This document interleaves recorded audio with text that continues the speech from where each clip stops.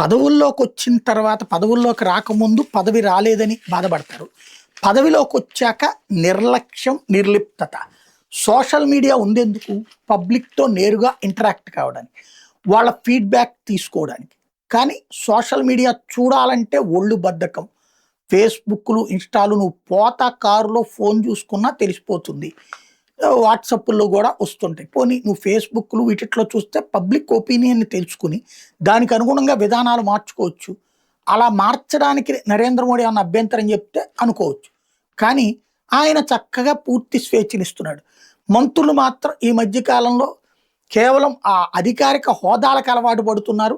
Review మీటింగులకు అలవాటు పడుతున్నారు తప్పించి సోషల్ మీడియాని పట్టించుకోవట్లేదు.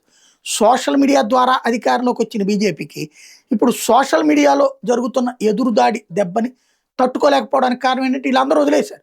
అసలు సోషల్ మీడియా ఇన్ఫ్లుయెన్సర్లతో రిలేషనే లేదు వీళ్ళకి ఎవరికి కూడా. అదొక పెద్ద సమస్య. దాంతో అసలు ఇంకోటి వీళ్ళందరూ ఆకాశం నుంచి ఊడిపడిన దేవుళ్ళ కిందకి ఫీల్ అవ్వడం బిగిన్ చేశారు.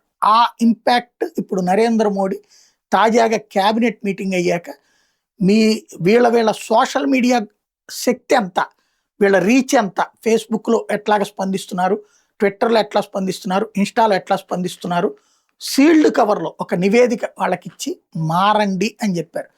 కొత్తగా వస్తున్న సోషల్ మీడియా ప్లాట్ఫామ్ ఇప్పుడు ఎక్కువగా ఇన్స్టా ఫాలో అవుతున్నారు యూత్, జంజీ కానీ అజెండా ఆల్ఫా కానీ. వీళ్ళకి ఎవరికి అందులో అకౌంట్స్ లేవు చాలామందికి. ప్లస్ అసలు వీళ్ళ అభిప్రాయం ఏంటి, వీళ్ళు ఇప్పుడు ఒక పాలసీ డెసిషన్ తీసుకున్నారు. పేపర్లో వార్త వస్తే వచ్చినట్టు జనానికి, పేపర్ చదివే తీరిక అసలు జంజీకి లేనే లేదు. మరి ఆ పాలసీ వాళ్ళు చేసిందని దాని మంచి చెడు ఎట్లా తెలుస్తుంది? అది మంత్రులు ఏ వీడియోలో చేసి పెడితే కదా తెలిసేది, లేదా మిగతా ఇన్ఫ్లుయెన్సర్లో పంచుకుంటే కదా తెలిసేది. ఇప్పుడు పేపర్లు చదివే అంత తీరిక జనాలకు కూడా లేదు. టీవీలు చూసే అంత తీరిక ఓపిక కూడా లేదు. టీవీలు కూడా సోషల్ మీడియాలోనే చూస్తున్నారు.